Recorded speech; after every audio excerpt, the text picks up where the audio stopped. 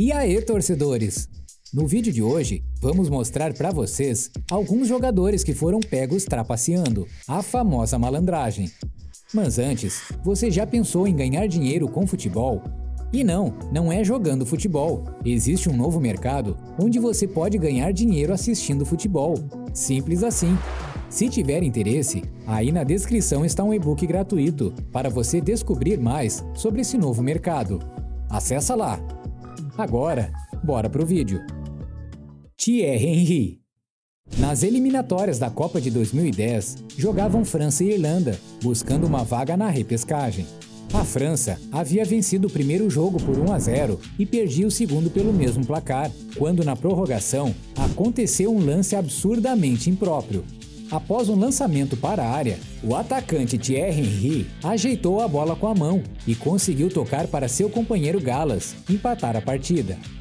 O árbitro não viu o artifício e os franceses comemoraram como se nada tivesse acontecido. Para piorar a reputação do juiz, o lance teve outra irregularidade. O jogador que tocou a bola para Henry estava impedido.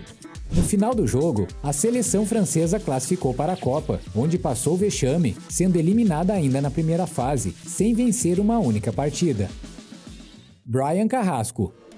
Durante o Campeonato Sul-Americano Sub-20 de 2011, o jogador chileno Brian Carrasco provocou uma cena bizarra.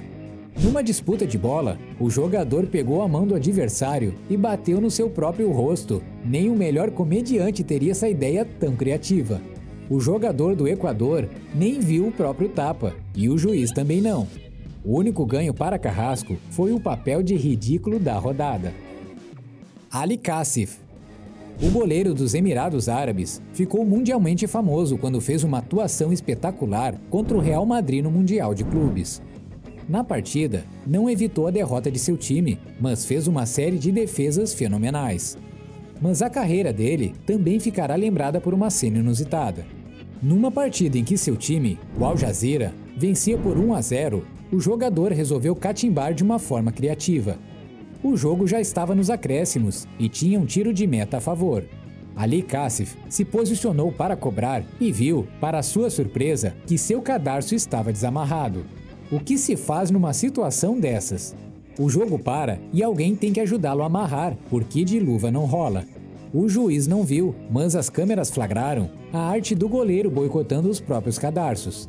Depois de 1 minuto perdido para esse atendimento, a partida voltou ao normal. Khadim Ndiaye. Não é de hoje que os goleiros simulam lesões para ganhar um tempinho e amarrar o jogo. O goleiro senegalês Khadim Ndiaye protagonizou uma cena ridícula e conseguiu atingir outro nível. Jogavam Senegal e Argélia pela Copa Africana.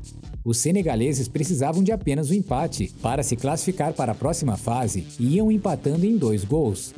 Normalmente, em jogos assim, quando vai se aproximando do final, o goleiro tromba com alguém ou se joga para fazer uma defesa e simula uma contusão. Como não aconteceu nada disso com Ndiaye, ele mesmo causou a própria contusão. Aos 43 do segundo tempo, o goleiro se prepara para cobrar o tiro de meta e chuta a própria perna, fingindo uma lesão e parando o jogo por alguns minutos. Como nem árbitro nem auxiliar perceberam a artimanha, a situação ficou por isso mesmo. E o jogo também não mudou o placar, classificando a seleção de Senegal. Marvin Hitz. Outro goleiro que teve seu momento brilhante na catimba foi Marvin Hitz, do Augsburg, e esse foi genial. Era apenas um jogo do primeiro turno do campeonato alemão contra a Colônia, e o goleiro teve um destaque fundamental na vitória de sua equipe, mas não de um jeito muito correto. Aos 12 minutos do segundo tempo, o árbitro marcou o pênalti para o time do Colônia. Enquanto fingia reclamar com o árbitro, Hitz discretamente cavava um buraco próximo da marca do pênalti. Na cobrança, o atacante adversário Modeste escorregou no mesmo buraco e fez uma péssima cobrança, parando no goleiro de Augsburg. Nos dias seguintes, muito cobrado pela desonestidade, Hitz se desculpou publicamente pela trapaça, mas a história até que teve um final feliz. O time do Colônia cobrou de Hitz os estragos causados no gramado, e o goleiro, arrependido pela má conduta, achou justo e pagou pelo prejuízo. O dinheiro acabou destinado a um hospital infantil da cidade de Colônia. Nilton Santos. O Brasil ganhou a Copa de 1962 no Chile com uma extraordinária atuação de Garrincha, tanto que por aqui a Copa ficou conhecida como a Copa do Mané. Mas teve outro personagem que foi fundamental para essa conquista, o lateral esquerdo Nilton Santos. Ele foi tão importante para o futebol brasileiro que o estádio Engenhão, no Rio de Janeiro, foi batizado com seu nome. Além de um ótimo desempenho nos jogos daquela Copa, Nilton Santos foi fundamental em um lance que poderia ter causado a eliminação do Brasil ainda na primeira fase. O Brasil enfrentava a Espanha pela última rodada e já havia tomado o primeiro gol. Numa jogada pela ponta direita, o jogador espanhol Henrique Colar invadiu a área e foi derrubado pelo lateral brasileiro. Antes que o juiz marcasse algo, Nilton Santos malandramente deu 2 passos à frente. Apesar da reclamação dos espanhóis, o árbitro enxergou apenas falta. Depois do lance polêmico, a seleção brasileira virou o jogo e conseguiu a classificação para a fase seguinte. Rivaldo. Outra grande malandragem made in Brasil em Copas do Mundo aconteceu em 2002. Aquela seleção foi campeã de forma brilhante, ganhando todas as partidas. Mas nem todas foram fáceis, a começar pela estreia contra a Turquia, um time longe de estar entre os favoritos. Nesse jogo, o Brasil venceu de virada, com um de pênalti até duvidoso.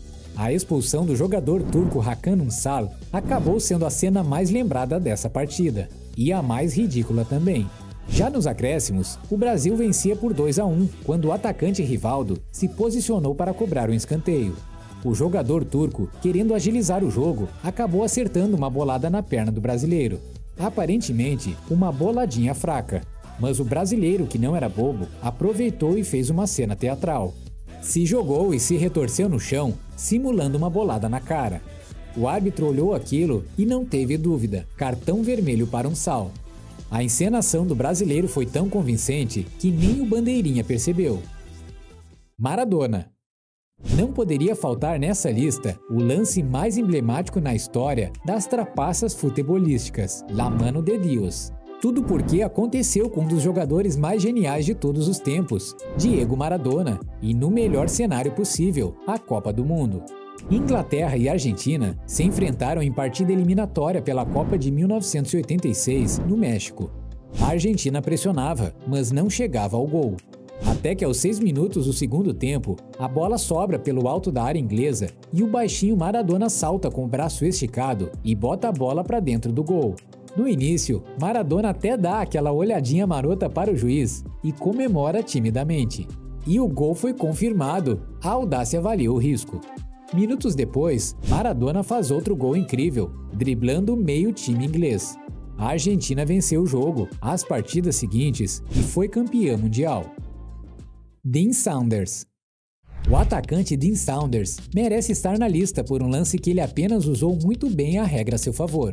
Jogavam Sheffield United e Port Vale por uma divisão inferior na Inglaterra. Após uma disputa na ponta esquerda com o goleiro adversário, a bola saiu pela linha lateral e o próprio Saunders pegou para cobrar.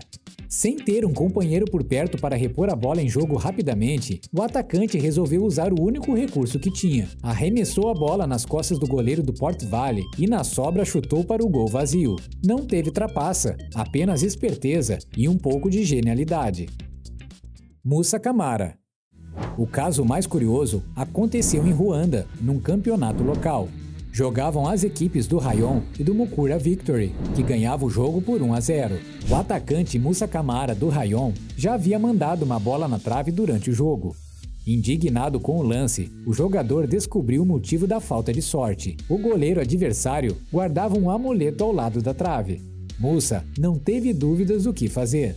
Numa cena que parecia mais um episódio do seriado Chaves, o jogador pegou o objeto e saiu correndo pelo campo, com os adversários atrás, tentando recuperar a valiosa peça. Moussa entregou para seus companheiros do banco de reserva para esconderem, e após muita discussão, a partida reiniciou. Minutos após o incidente, naquela mesma trave da discórdia, o mesmo Moussa Camara marcou o gol de empate e assim ficou o placar até o final. Se a história já foi bizarra até aqui, conseguiu piorar. O lance gerou tantas polêmicas que a federação do país foi cobrada a tomar providências. Só que a decisão não foi nada comum. A partir daquele momento, ficou proibido o uso de feitiços durante os jogos. Isso mesmo, o jogador ou treinador que fosse descoberto apelando à magia deveria ser punido com multa e suspensão de 3 jogos. E o prejuízo se estenderia ao clube, que além da multa, perderia 3 pontos. Aí na tela está aparecendo um vídeo onde contamos a história do jogador que era melhor que Cristiano Ronaldo, mas algo trágico aconteceu. Clique aí na tela e conheça essa incrível história. Te vejo lá, torcedor!